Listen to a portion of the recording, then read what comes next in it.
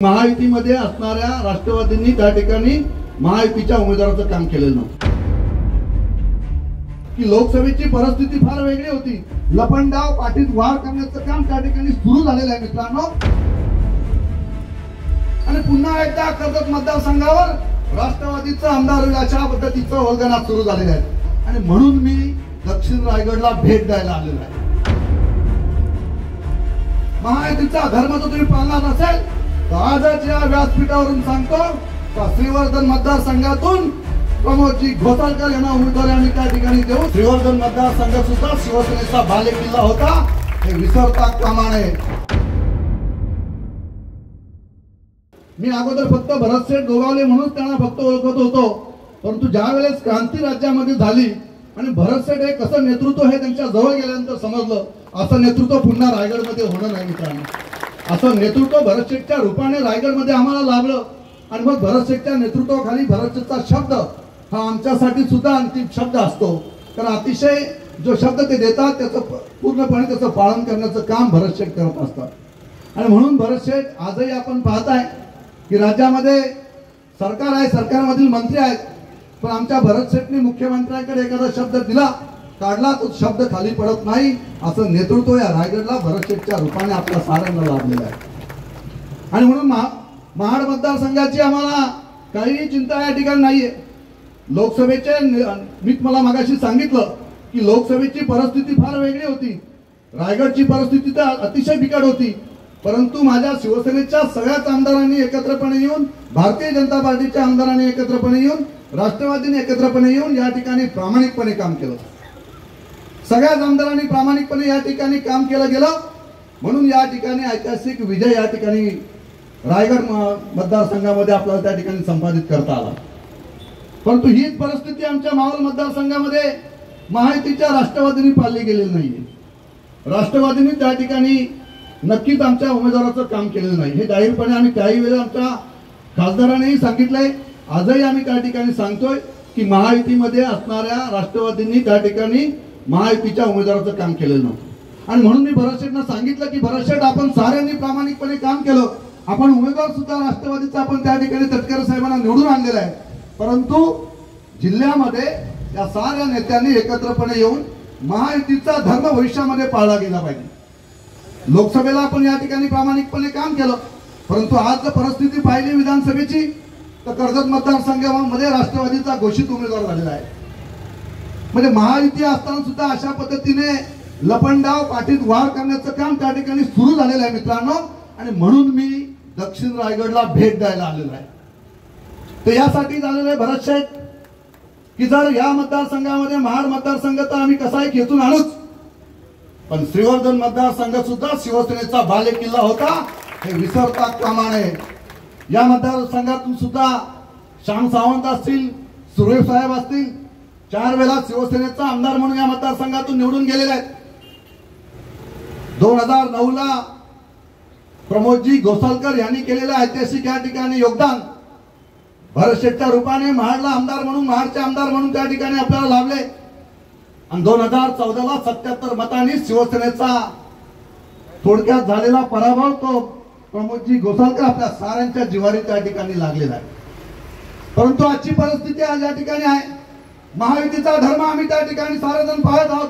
आम्हीही रायगडला या ठिकाणी येऊन गेलेलो आहेत, लोकसभेचे आपले सगळे उमेदवार निवडून आले पाहिजेत या प्रामाणिक भावनेने आम्ही साऱ्यांनी एकत्रपणे येऊन शिवसेनेच्या शिंदेगडाच्या असणाऱ्या प्रत्येक कार्यकर्त्यांनी प्रामाणिकपणे काम केलेलं आहे।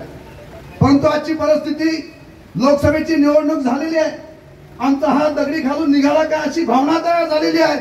आणि पुन्हा एकदा कर्जत मतदारसंघावर राष्ट्रवादीचा आमदार होईल अशा पद्धतीचं वल्गना सुरू झालेलं आहे। मग तुम्ही कोणता धर्म पाळताय? महायुतीचा धर्म जर तुम्ही पाळणार नसेल तर आजच या व्यासपीठावरून सांगतो का श्रीवर्धन मतदारसंघातून प्रमोदजी घोसाळकर यांना उमेदवारी आम्ही त्या ठिकाणी देऊ, जर तुम्ही शब्द पाळणार नसाल तर। आम्हाला सुद्धा त्या ठिकाणी राजकारण करता येतं, चुकीच्या पद्धतीने राजकारण करून फक्त समोर सांगायचं, एक भरतशेठला एक वेगळं सांगायचं, पालकमंत्र्यांना वेगळं सांगायचं आणि वस्तुस्थिती वेगळ्या पद्धतीने न्यायची, हे जास्त दिवस टिकले जाणार नाही। आमची आजही लढायची तयारी आहे। कर्जत मतदारसंघामध्ये शिवसेनेचाच भगवा फडकेल यात कोणत्याही प्रकारची शंका आमच्या मनामध्ये नाहीये। आमच्या बरोबर या नाही तर येऊ नका। की महायुतीचा धर्म पाळा आम्ही या ठिकाणी सांगायलाच आम्ही या ठिकाणी आलेलो आहोत। बऱ्याच दिवस चाललेली मी भरत शेठची सारखं त्या ठिकाणी सांगतोय, मुख्यमंत्र्यांशी चर्चा करून घ्या, भरत शेठ चर्चा करून घ्या। पुरवणी बजेटमध्ये 21 कोटी रुपये आदिवासी विकास प्रकल्पातून आदिवासी विकास विभागातून आम्हाला मिळत आहेत। आम्ही सत्तेतील आमदार आहोत आणि राष्ट्रवादीला 23 कोटी रुपये त्या ठिकाणी निधी मिळतो। हा अन्याय आहे ना त्या ठिकाणी। मग आम्ही आमदार म्हणून प्रत्येक ठिकाणी आम्ही त्या ठिकाणी सांगतोय की अशा पद्धतीने चाललेली ही आतील असणारी कुटीव नीती आहे आणि ही कुटीव नीती संपूर्ण दक्षिण रायगड ओळखून आहे, उत्तर रायगड सुद्धा ओळखून आहे। त्यामुळे काळजी करण्याचं कारण नाही। प्रमोदजी घोसाळकर तुमच्या वाढदिवसाच्या अभिष्ट चिंतन सोहळा या ठिकाणी साजरा होत असताना मी नक्कीच मुख्यमंत्र्यांचे मला पाय धरायला लागले तर चालतील, पण जर आमच्याशी गद्दारी झाली तर मात्र श्रीवर्धन मतदारसंघामध्ये प्रमोदजी घोसाळकर तुम्हाला नक्कीच आम्ही त्या ठिकाणी उभं करू। आम्ही सुद्धा शिवसेना या ठिकाणी वाढवलेली आहे। शिवसैनिक म्हणून माझे अनेक कार्यकर्ते या ठिकाणी काम करत आहेत। तुम्ही आमच्याशी बेईमानी करणार असाल तर तुम्हाला सुद्धा दशात कसे उत्तर देण्याचं काम आम्ही या ठिकाणी नक्कीच रायगडमध्ये केलं जाईल। प्रत्येक वेळेला तुम्ही फक्त विश्वासघात गोड बोलून करत असता आणि हे आमच्या सगळ्यांसमोर आहे, स्पष्ट आहे। मी आज भरत शेठ मला बोलले होते का तुम्ही काय बोलू नका, पण भरत शेठ माझ्या डोक्यावरून पाणी गेलेलं आहे, त्यामुळे आम्ही त्या गोष्टीची तमा बाळगत नाही। ज्याला लढायचे त्यांनी आमच्याशी लढावं, त्या ठिकाणी आमची सगळ्या गोष्टीची तयारी आहे। फक्त माझी प्रत्येक कार्यकर्त्याला या ठिकाणी विनंती आहे, महाड मतदारसंघ हा छत्रपती शिवाजी महाराजांच्या पदस्पर्शाने पावन झालेला मतदारसंघ आहे। जसा रायगड जिल्हा आहे तसा महाड मतदारसंघ आहे आणि भरत शेठ यांना लोकसभेमध्ये आपण साऱ्यांनी पाहिलेला आहे आणि म्हणून माझ्या प्रत्येक कार्यकर्त्याला या ठिकाणी विनंती आहे की महाड मतदारसंघामध्ये सुद्धा गाफील राहू नका, कारण आपल्याशी विश्वासघात होऊ शकतो। त्याची प्रत्येक कार्यकर्त्यांनी त्या ठिकाणी काळजी घेऊन भरत शेठ यांना मोठ्या प्रचंड बहुमताने आपण विजयी करा, तर तीच खऱ्या अर्थाने आपल्या सगळ्यांना देणारी संजीवनी आहे। भरत शेठ ही रायगड जिल्ह्याची संजीवनी आहे। भरत शेठ आपल्याला त्या ठिकाणी विधानसभेत पाहिजे, ते विधानसभेत मध्ये गेले तर यामध्ये राज्य सरकारमध्ये असणारे ते मंत्री असतील, कॅबिनेट मंत्री असतील आणि आपल्या रायगडचे पालकमंत्री असतील, आणि असं नेतृत्व आपल्याबरोबर त्या ठिकाणी असलं पाहिजे।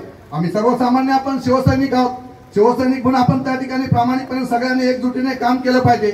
आपण साऱ्यांनी, मी मगाशीच सांगितलं, युवासेनेचा पदाधिकारी या ठिकाणी उपस्थित आहे, यांची सुद्धा चर्चा केली। निलिमाताई आपल्याला सुद्धा सांगितलेलं आहे तर श्रीवर्धन मतदारसंघामध्ये सुद्धा आपण बूथ कमिट्या तयार करा। आपण सुद्धा त्या पद्धतीने आजपासूनच प्रमोदजी घोसाळकर तुम्ही सुद्धा संघटना बांधणीचं काम त्या ठिकाणी श्रीवर्धन मतदारसंघात सुद्धा सुरू झालं पाहिजे। आपण सुद्धा प्रत्येक ठिकाणी बूथ कमिट्या तयार करा। ज्या ज्या वेळेस परिस्थिती कशी येईल सांगू शकत नाही, त्यावेळी मला सुद्धा इकडे श्रीवर्धनला यावं लागेल, भरत शेठ महाडमध्ये अडकलेले असतील मला त्या ठिकाणी श्रीवर्धनला यावं लागेल। अशा पद्धतीने आपण सुद्धा तयारी करावी, कारण विरोधक फक्त आपल्याला त्या ठिकाणी फसवण्याचं काम त्या ठिकाणी सुरू आहे। आणि म्हणून माझी प्रत्येक कार्यकर्त्याला या ठिकाणी विनंती आहे का शिवसेना संघटना वाढली पाहिजे।